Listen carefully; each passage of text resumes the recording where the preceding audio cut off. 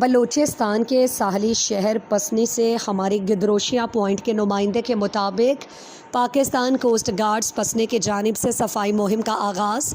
Pakistan coast guards Pasni کی جانب سے میونسپل کمیٹی پسنی کے تعاون سے صفائی مہم کا آغاز آج بروز جمعرات کر دیا گیا۔ اس صفائی مہم میں طلباء، اساتذہ کرام اور پسنی کے معزز شہریوں نے بھرپور شرکت کی۔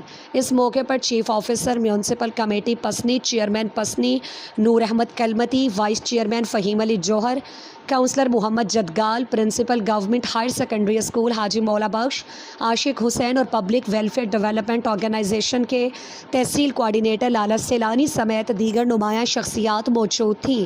پاکستان کوسٹ گارڈز پسنی کی جانب سے صفائی مہم کے سلسلے میں ریلی کا بھی انعقاد کیا گیا، جو بخشی پمپ سے شروع ہو کر مسکان چوک پر اختتام پذیر ہوا۔